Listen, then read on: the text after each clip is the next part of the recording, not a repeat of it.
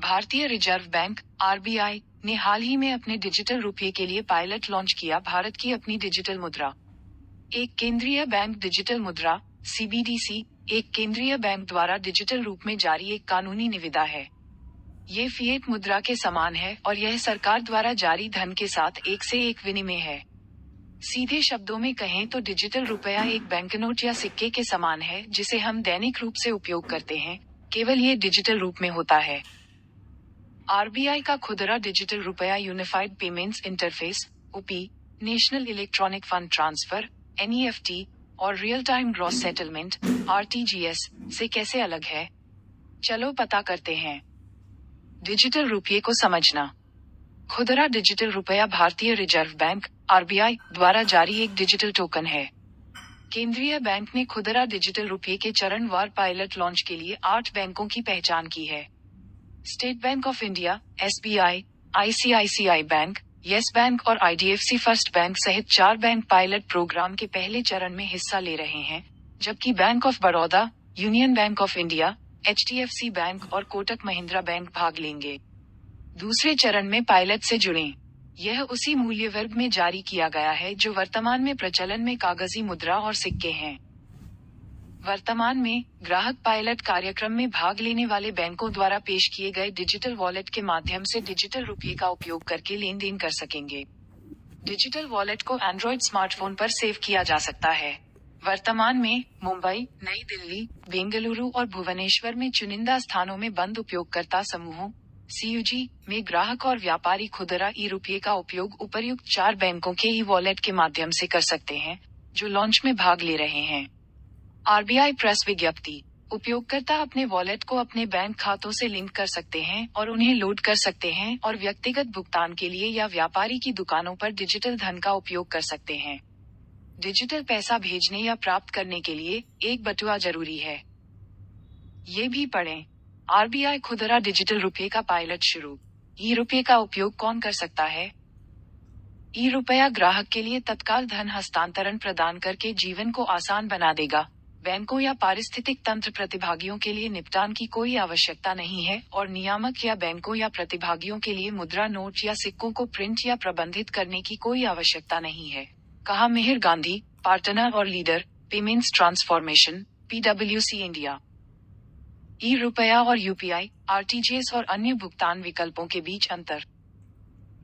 1. ई रुपया legal tender है, भुगतान का माध्यम नहीं। ई रुपया संप्रभु मुद्रा का एक इलेक्ट्रॉनिक रूप है, जबकि यूपी एप्लीकेशन जैसे कि गूगल पे, फोन पे, एनईएफटी और आरटीजीएस धन या भुगतान माध्यमों को स्थानांतरित करने के विभिन्न तरीके हैं। फिनटेक फर्म फिनवे एफएससी के सीईओ रचित चावला ने बताया, मुख्य अंतर यह है कि यूपीआई लेनदेन पूरी तरह से भौतिक मुद्रा द्वारा समर्थित है और डिजिटल रुपया एक कानूनी मुद्रा है जो भौतिक मुद्रा द्वारा समर्थित नहीं है। 2. डिजिटल रुपया सिर्फ करेंसी तक ही सीमित नहीं है। यह उल्लेख किया जाना चाहिए कि ई रुपये का उपयोग भुगतान तक ही सीमित नहीं है क्योंकि यह एक प्रकार की मुद्रा है। डिजिटल रुपया खाते की इकाई होने के उद्देश्य से भी काम करता है और इससे भी महत्वपूर्ण बात यह है कि यह मूल्य का भंडार है, Ajay Rajan, country head, transactional banking, Yes Bank ने कहा।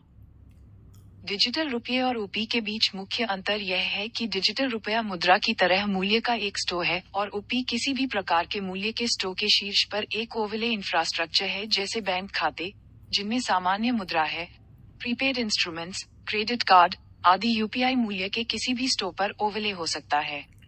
ई रुपया मूल्य का एक भंडार है जिसे निपटान की अंतिमता के साथ तुरंत डिजिटल रूप से स्थानांतरित किया जा सकता है, गांधी ने कहा। राजन ने कहा कि इसके अलावा डिजिटल रुपये में संभावित रूप से मुद्रा के लिए अतिरिक्त विशेषताएं हो सकती हैं, जिन्हें भविष्य के पायलटों में परीक्षण किया जा सकता है। ये भी पढ़ें।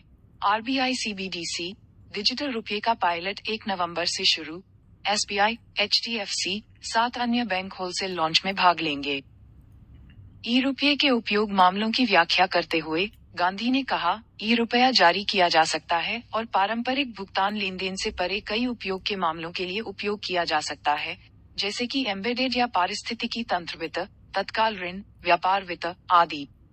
व्यापक रूप से स्वीकार किए जाने और भौतिक मुद्रा को डिजिटल धन के साथ बदलने और विभिन्न लेन देन पूर्ति के लिए इसका उपयोग करने की क्षमता। 3. बैंकों की कोई मध्यस्थता नहीं। यूपीआई या एनईएफटी या आरटीजीएस में डिजिटल लेन देन बैंक के माध्यम से होना चाहिए, जबकि ई-रुपया के मामले में पैसा एक वॉलेट से दूसरे वॉलेट में स्थानांतरित हो जाता है। डिजिटल रुपये और यूपीआई के बीच के अंतर को स्पष्ट करते हुए आरबीआई गवर्नर शक्तिकांत दास ने 7 दिसंबर 2022 को एक प्रेस कॉन्फ्रेंस के दौरान कहा था, किसी भी यूपीआई लेन देन में बैंक की मध्यस्थता शामिल होती है। सीबीडीसी में जिस तरह कागजी मुद्रा में आप जाते हैं बैंक करेंसी निकालें और अपने पर्स में रखें, आप किसी दुकान पर जाएं और अपने वॉलेट से भुगतान करें। इसी तरह यहाँ भी आप डिजिटल करेंसी निकाल सकते हैं और अपने वॉलेट में रख सकते हैं जो आपके मोबाइल फोन में होगी, और जब आप किसी दुकान में या किसी अन्य व्यक्ति को भुगतान करते हैं तो यह आपके बटुए से उसके बटुए में स्थानांतरित हो जाएगा। बैंक की कोई रूटिंग या मध्यस्थता नहीं है। 4. गुमनामी एक बड़ा कारक। विशेषज्ञों का कहना है कि यूपीआई, एनईएफटी, आरटीजीएस सहित मौजूदा डिजिटल लेन देन की तुलना में डिजिटल रुपये के माध्यम से लेन देन अधिक गुमनाम है। कैश की मूलभूत विशेषता गुमनामी है, इसलिए गुमनामी के उद्देश्यों के लिए मुद्रा का उपयोग किया जा सकता है। डिजिटल रुपये के मामले में गुमनामी कैसे सुनिश्चित की जाएगी, इसके विभिन्न सुझाव हो सकते हैं। हम सबसे पहले बड़े पैमाने पर तकनीकी समाधान देख रहे हैं।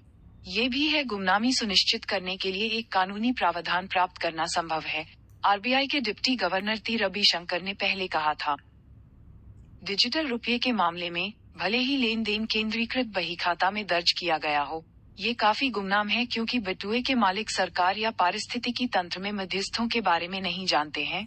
करण मेहता, संस्थापक और सीटीओ ने कहा, रिंग एक फिनटेक ऐप। यूपीआई या एनईएफटी या आरटीजीएस के मामले में लेन देन दो बैंक खातों के बीच होता है और इसे आसानी से ट्रैक किया जा सकता है। मेहता ने समझाया, यूपीआई लेन देन सभी बैंक खाते से जुड़े हुए हैं और सिस्टम में नियामक मध्यस्थों द्वारा ट्रैक किया जा सकता है। 5. एक निश्चित सीमा के बाद डिजिटल रुपये के लेन देन के लिए पैन की आवश्यकता होगी। वर्तमान में एक निश्चित सीमा से अधिक नकद लेन देन करने वाले व्यक्ति को अपना पैन जमा करने की आवश्यकता होती है। डिजिटल रुपये पर भी यही नियम लागू होगा। कागजी मुद्रा और डिजिटल मुद्रा के बीच कोई अंतर नहीं है। आयकर विभाग के पास नकद भुगतान के लिए कुछ सीमाएं हैं, जैसे एक निश्चित सीमा से अधिक आपको पैन नंबर देना होगा। सीबीडीसी के मामले में समान नियम लागू होंगे क्योंकि दोनों मुद्राएं, दास ने कहा। डिजिटल रुपये यूजर्स के लिए एसबीआई ने वॉलेट के लिए 1 लाख रुपए की होल्डिंग लिमिट की अनुमति दी है।